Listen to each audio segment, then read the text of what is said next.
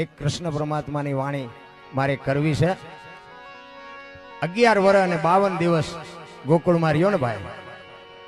અને બીજી વાત એ કહું કે કૃષ્ણ પરમાત્મા નો જન્મ જેલમાં થયો અને વસુદેવ મહારાજને એમ થયું, કંસની બીક હતી કે ગોકુળમાં મૂકી આવું, એટલે ગોકુળમાં મૂકવા માટે આવ્યા. તેથી બધા મોટી મોટી મેળીઓ વાળા જાકારો આપ્યો તો આય નહીં, આય નહીં, આય નહીં. એ તો અત્યારે બધા પુણ્યમાં ભરે છે. બાકી કાનાને તેથી બાપુ એક નંદ બાવા આહિરનો દીકરો કીધું કે હવે જે ઠાકર કરે ખરી, બાકી વી આવું. તેથી બાપુ આહિર સમાજના દીકરાએ એને આશરો આપ્યો હતો. અત્યારે પુણ્યમાં બધા મારા, જોકે બધાને આપણે ન કહેવાય, પણ અમુક અમુક મારા મિત્રો જાય છે ને, મેં કીધું આવું બન્યું હતું. મેં કહ્યું કૃષ્ણ ભગવાન જેથી મથુરાથી અહીંયા આવ્યા ત્યારે મેં કીધું કોઈ આવકાર નહોતો દીધો ને તમે પુણ્યમાં ભરો છો. તો મેં કીધું નહીં ખબર પડતી હોય કે તમે બેટા મારા મને આવકાર દીધો નથી, તમે શું આ મારે અહીંયા આટા મારો છો? મેં કહ્યું નહીં કહેતો હોય. એ કે એવું કાંઈ ન હોય. મેં કેમ એવું કેમ ન હોય? તમે અહીંયા અમને આવો ન કીધું, તમે અહીંયા આવો, તમે તમને આવો કેવી? ચોખીન ચટ વાત છે ભલામાં. ઈ કૃષ્ણ પરમાત્માને કંસની બીકથી નંદ બાવાને અહીંયા મૂકવા માટે ગોકુળ આવ્યા અને અહીંયા 11 વર્ષ 52 દિવસ કૃષ્ણ પરમાત્મા રોકાય છે. અને પછી વસુદેવ સમાચાર મોકલે છે કે હવે કાના વગર અમને ગમતું નથી, હું અક્રૂરને રથ લઈને મોકલું છું અને તમે કાનાને મોકલી આપજો.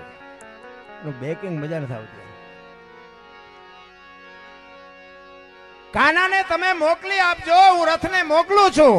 આટલા સમાચાર સાંભળે અને માં જશોદાના કાળજા થડક ઉથડક મંડ્યા થવા. હો ભાઈ, અરે મારા બાપ, તમે નો શું પ્રેમ કરવાના હતા? એ કૃષ્ણે જે ગોકુળ હારે પ્રેમ કર્યો છે ને રામ, કવિઓ નોંધ નથી કરી કે સાચી નોંધ નથી થઈ ભાઈ.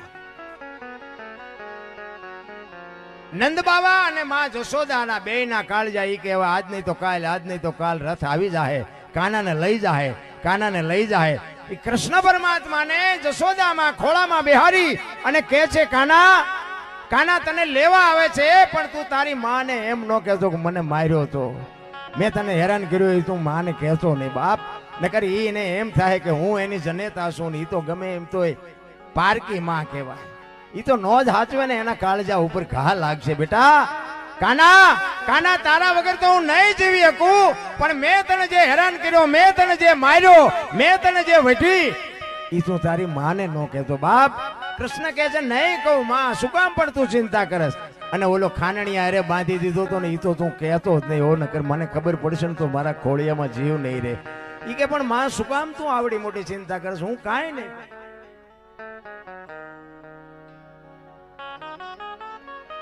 એટલે ઈ કે માં હું કાંઈ નહીં કહું. અને અક્રૂર બાપુ રથ લઈને આવ્યો. આખા ગામમાં ખબર પડી ગઈ, કૃષ્ણ જાય છે, કૃષ્ણ જાય છે. બાપુ ગાયું, ગોવાળિયા, કૂતરા, બેનો, ગોપીઓ ગાંડી તૂર થઈ. હો ભાઈ, રાધાજી વિચાર કરે છે કે દુનિયા ગમે એ કરે, હવે મારે કાનાને મળવા એકવાર જાવું છે. એ ઝાંપે કાના નો રથ નીકળશે એટલે ઝાંપે જઈને ઉભી રહો. એ રાધાજી ત્યાં જઈને ઉભા રહ્યા અને ત્યાંથી રથ નીકળ્યો. એટલે બાપુ દ્રષ્ટિ બેની વાત કરી લે, મોઢેથી એકે બોલ્યા નથી, પણ રાધાજી બાપુ એટલું જ દ્રષ્ટિથી કહે છે, કાના, કાના હવે હું ક્યાં જાઉં? અને કૃષ્ણ પરમાત્માની આંખમાંથી આહુડા પડી ગયા. અને એ એમ કહે છે કે રાધા, રાધા, આખી દુનિયામાં મારું જ્યાં ભજન થાય ને ત્યાં પહેલા તારું નામ લેવા છે. આજની દુનિયામાં બાપુ તો રાધે કૃષ્ણ કહે છે આખી દુનિયા. મીરાએ એટલો પ્રેમ કર્યો, મીરાને કૃષ્ણ કોઈ કહેતું નથી. રૂક્ષ્મણી એમના અડધું અંગ હોવા છતાં રૂક્ષ્મણી કૃષ્ણ કોઈ કહેતું નથી, પણ આખી દુનિયા કહે છે રાધે કૃષ્ણ, રાધે કૃષ્ણ. અને ત્યાંથી રથ લઈને નીકળી જાય અને ઘરે આવે.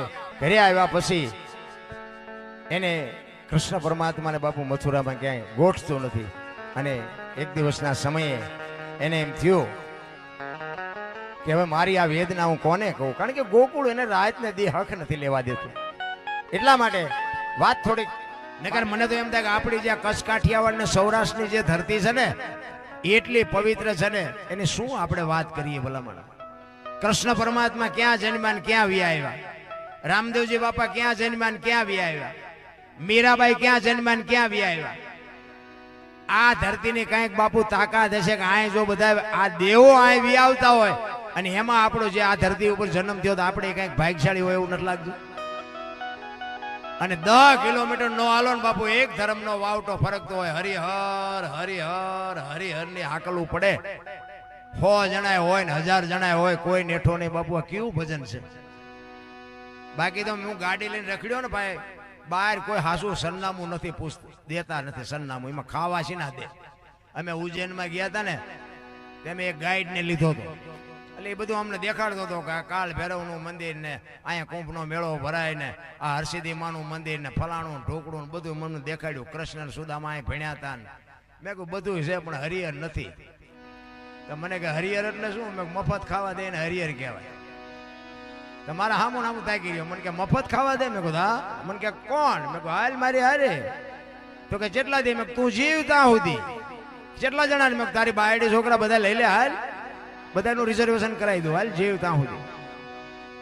ઈ આપણો દેશ છે ભલામણા. કાયા જેની કુબડી પડસંદ જેના પ્રાણ, સંતને સુરા નિપજાવતી હોરઠ રતનની ખાણ છે રામ.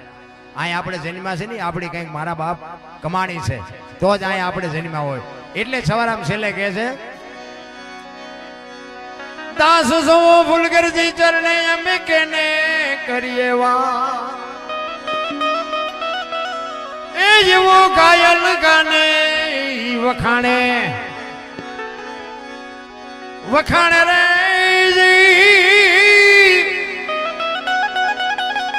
એ ખોજો તો તમને તમને તમને. જો સંતોના શબ્દોની બાપુ છે ને, એનું મંથન કરવાની જરૂર છે. ખોજો તો ખબર પડે. ખોજ કરવાની છે. ઢોરું બાપુ આખો દી શરીર આવે ને પછી વાઘોલે ને તો એને ખબર પડે. તમે આ કર્યા ભજનમાં બેવાનું, જો ભજન વાઘોલતા ન આવડે તમારી તમારી બેની કઠણાઈ ન કહેવાય. આ વાઘોલ્યા વગર બાપુ આનો અવાજ ન આવે. તમારી દેહની દશા મટી જાય. તમે કઈ જગ્યાએ બેઠો છો એ ભૂલી જાય. પણ ઘટે છે હું સંસ્કાર ઘટે છે. આ સંસ્કાર જો પહેલેથી માયા આપ્યા હોય ને, હું તો બેનું હોય ને ખાસ કહું કે તમે તો શક્તિનો અવતાર છો. તમે વાળીને ભસ્મ કરી દો એ તાકાત તમારામાં છે, પણ તમે જે ફેશનમાં દીવ ઉઠાડ્યો કોને કેવું?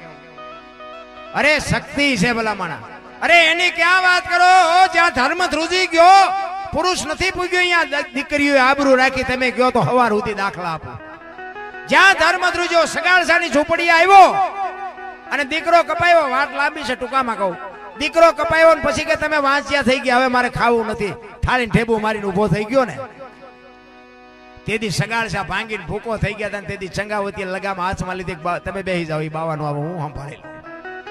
એક માણિયાની દીકરી હાથમાં કટાર લીધી, આમ ખડકી આડી કરી કે એ બાપુ બેસી જાઓ, જેમ્યા વગર નથી જવાનું. કેવી રણચંડી કેવી બની છે. અરે શું આપણે ઇતિહાસની વાતો કરીએ ભલામણા. ઈ કે તમે આ દીકરો કપાયો ને એનોય વાંધો નથી, ખાવ ને એનોય વાંધો નથી, પણ વાંચ્યા કેવી રીતે કયો છે એનો ખુલાસો કરતા જાઓ. ઈ કે તમારો એક દીકરો હતો તમે કાપી નાખ્યો, વાંચ્યા નો થઈ ગયા નહીં, ફરીને વાંચ્યા કીધું ને. એટલે એ રણચંડી બાપુ ચંગાવતી કહે છે કે બાપ જાણી તને કહું છું બાવા, મારા પેટ છે મહિના 5, આશરો સીતારામ નો આય કોઈ નો જાય, નિરાશ હવે બેઠો થઈશ માં બાવા, તને જમ્યા વિના નો દઉં જાવા. આમ કટાર ઉપાડી કે મારા પેટમાં 5 મહિનાનો ગર્ભ છે ને, ફાડીને બાવા રાંધીને તને ખવડાવું. તું ક્યાં હજી અમને ઓળખ? એટલે કીધું કાઠિયાવાડીમાં કોક દી તું ભૂલો પડી જા ભગવાન, એક વાર જો થઈ જા અમારો મહેમાન તો બેટા તને સરગ ભૂલાવી દઉં. સાંભળા, અમારા ઘરમાં દાણા હે ને તો દાણા તને ખવડાવું છું. દાણા નહીં હોય તો પાણીનો લોટો ભરીને ઉભા રહું, અને પાણીએ નહીં હોય દાણા નહીં હોય તેથી દીકરા કાપીને ખવડાવું છું. પણ ભાઈડા કોક દી મહેમાન તો થા, તને ખબર પડે. ઈ ધરતી